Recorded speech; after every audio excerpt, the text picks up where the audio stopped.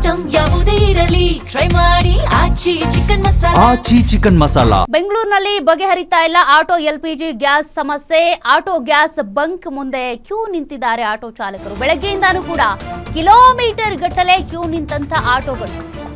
ಇನ್ನು ಕೂಡ ಬೆಂಗಳೂರಿನಲ್ಲಿ LPG ಗ್ಯಾಸ್ ಸಮಸ್ಯೆ ಬಗೆಹರಿತಾ ಇಲ್ಲ.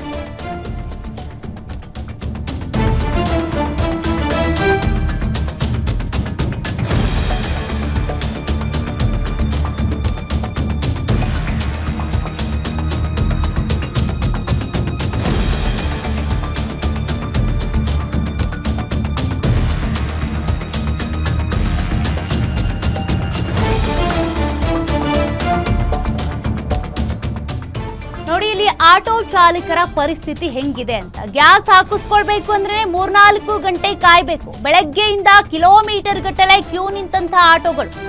ಒಂದು ಆಟೋಗೆ 700 ರೂಪಾಯಿವರೆಗೂ ಗ್ಯಾಸ್ ಹಾಕ್ತಿರುವಂತ ಸಿಬ್ಬಂದಿ ಒಂದ್ಸಲ ಗ್ಯಾಸ್ ತುಂಬಿಸ್ಕೊಳ್ಳಕ್ಕೆ 3-4 ಗಂಟೆ ಕಾಯುವಂತ ಪರಿಸ್ಥಿತಿ ಇದೆ.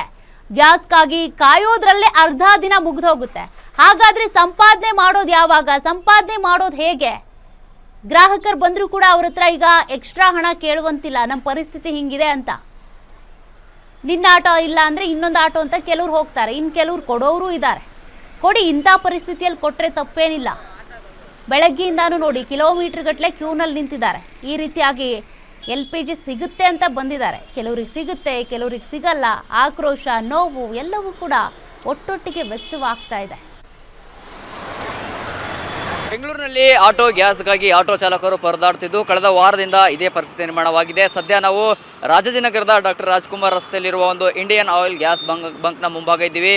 ತೋರಿಸ್ತಾರೆ ದೃಶ್ಯದಲ್ಲಿ ಯಾವ ರೀತಿ ಅಂತ ಒಂದು ಸಾಲು ಒಂದು ಅರ್ಧ ಕಿಲೋಮೀಟರ್ಗೂ ಅಧಿಕ ಉದ್ದದ ಒಂದು ಕ್ಯೂನಲ್ಲಿ ನಿಂತು ಆಟೋ ಚಾಲಕರು ಆಟೋ ಗ್ಯಾಸ್ಗಾಗಿ ನಿಂತಿದ್ದಾರೆ. ಹೀಗಾಗಿ ಬೆಳಗ್ಗೆಯಿಂದಲೇ ಕೂಡ ಒಂದು ಆಟೋ ಗ್ಯಾಸ್ಗಾಗಿ ನಿಲ್ಲುವ ಪರಿಸ್ಥಿತಿ ನಿರ್ಮಾಣವಾಗಿದೆ. ಒಂದ್ಸಲ ಆಟೋ ಗ್ಯಾಸನ್ನು ತುಂಬಿಸ್ಕೊಳ್ಬೇಕಾದ್ರೆ 3-4 ಗಂಟೆಗಳ ಕಾಲ ನಿಲ್ಲುವ ಪರಿಸ್ಥಿತಿ ನಿರ್ಮಾಣವಾಗಿದೆ.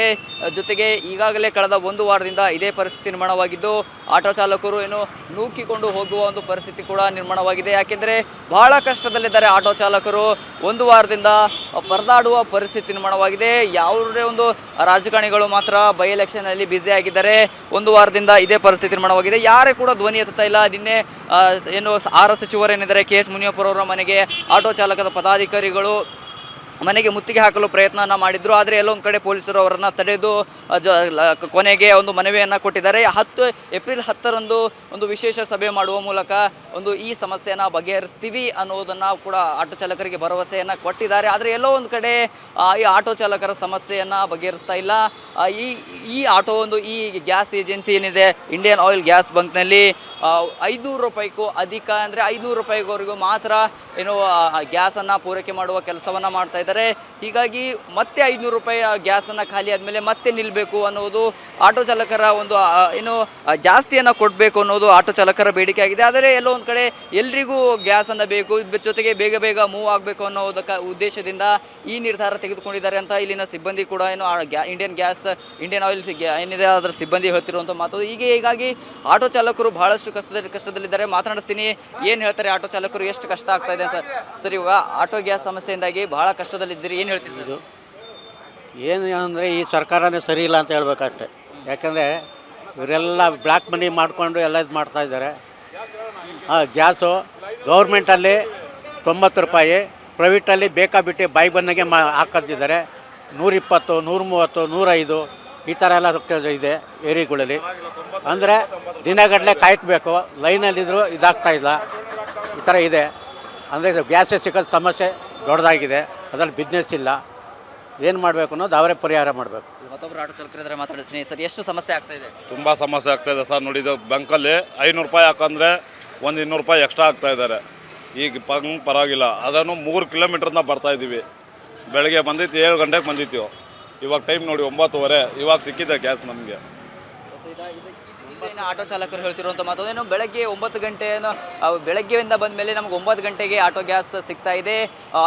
ಇಷ್ಟು ದಿನ ಏನು 500 ರೂಪಾಯಿ ಗ್ಯಾಸನ್ನು ಕೊಡ್ತಾ ಇದ್ರು. ಆದರೆ ಬೇಡಿಕೆಯನ್ನು ಇಟ್ಟಿದ ಮೇಲೆ ಈಗ 200 ರೂಪಾಯಿ ಹೆಚ್ಚಿಗೆ ಮಾಡಿ 700 ರೂಪಾಯಿ ಗ್ಯಾಸನ್ನು ಪೂರೈಕೆ ಮಾಡ್ತಾ ಇದ್ದಾರೆ.